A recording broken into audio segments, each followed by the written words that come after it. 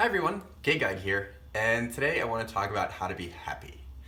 Now this topic sort of stems through me looking through my list of upcoming things to talk about, and I saw a couple of items on there that just seemed like general good life advice for being happy. So I thought I'd pull together my top 4 pieces of advice and things I've learned and share them with you today.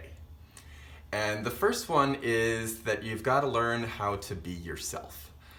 This one is particularly relevant for the LGBT community because we go through this process of realizing that we're different from those around us. And we have to learn to accept that internally and then express it externally to those around us without fear of shame or judgment. And it particularly was relevant for my last video, thinking about those men who were part of the Mormon faith that believes that homosexuality is a sin.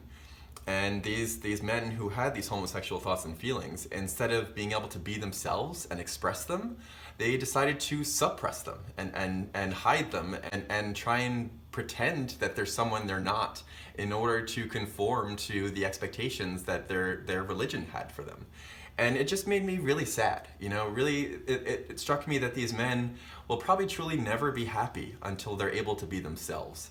And I think that's sort of generally true for most people. And this isn't new advice. There are plenty of sayings like you do you or be yourself.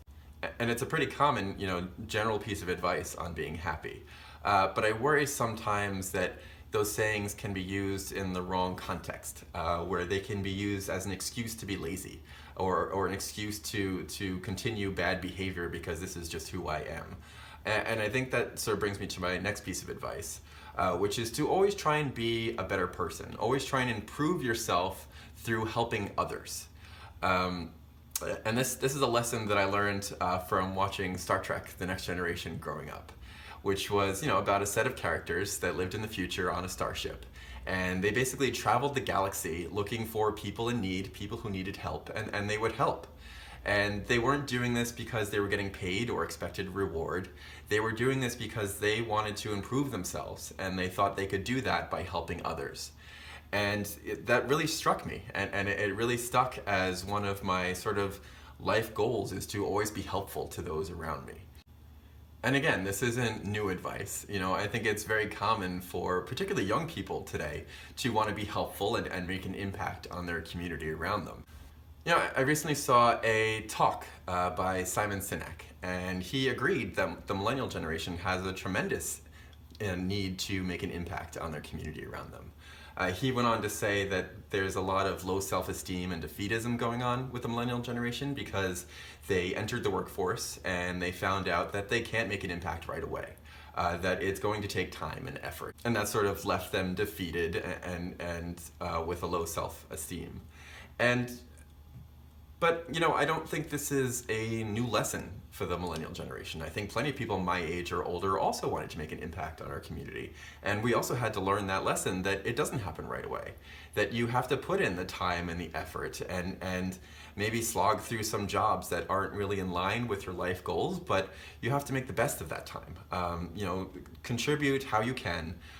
Make sure that you're improving yourself and learning new knowledge and being challenged every day.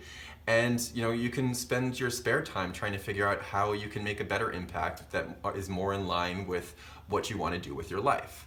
And that really brings us to our next lesson, which is how to identify your passions. Now, I learned this lesson because I was slogging through one of those jobs. I felt like every day was the same. I wasn't learning new skills or new knowledge, and I really needed to make a change in my career. So I saw Allan as a career counselor.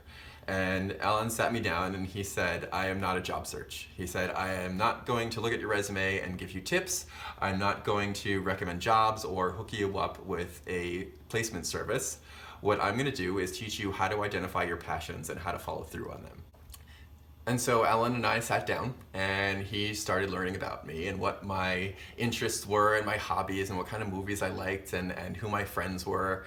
And, he learned that I liked new technology. And so he, as a homework assignment, told me to find out more about Elon Musk and his companies. And so I went home and I got Elon's book and I read everything about him, and then I started reading everything about Tesla and everything about PayPal and everything about SpaceX. And the next time I saw Allan 2 weeks later, I was telling him the story about all that I've learned. And I said, this guy saw the internet as a way to revolutionize banking, and he created PayPal. And then he was looking at the automotive industry and looking at the way we were building electric cars and felt that we were really being held back by old combustion engine technology. And so he reinvented how we build electric cars, and then we have Tesla. And he also believes that the humans should be an interplanetary species and everyone should have the opportunity to get to space. And so he reinvented space travel from the ground up. He is now getting into space for 1/10 of the cost what it used to take us to get there, and he's using reusable technology that he can use over and over again. And I'm telling this story to Allan, and I'm getting really excited about it, and Allan stops me in the middle and he goes, "That's it." He said, "You see this excitement, this passion, this joy that you get about talking about this particular topic?" He said, "This is one of your passions, and this is one of the things that you need to follow through on. Do more things in this field or this particular topic, and find other people who also get excited about it." And this has had a huge impact on my life. I've not just learned about this passion, but this also helped me identify my passion for talking about LGBT issues. I love talking to my friends or strangers or anyone that will listen about my experiences and what I've learned, and this really incredibly unique and amazing culture. And it's one of the reasons why I'm here with you today. So think about it, what gives you energy? What gets you out of bed? What do you get excited to talk about? And try and do more of it. Find other people who also get excited in that same way and spend more time with them. You'll find your days are filled with a lot more interesting conversation and a lot more positive energy. And you start to realize the kind of people in your life and how there are some people that give you energy, and then there are some people that take it away. And that sort of brings me to my last piece of advice, which is to spend more time with people that give you energy and identify the people that suck your energy and spend less time with them or cut them out altogether. We spend all this time and energy trying to be happy and figuring out what gets us excited, and you want to be around people that add to that energy. And once you start finding those people that give you energy, you start realizing how many people in your life actually take it away. And sometimes it can be close friends or family members that suck that energy away, and it sucks to spend less time or cut them off altogether. But if you do this, you'll find you have many more meaningful and fulfilling relationships, a lot more interesting conversations, and a lot less negativity in your life.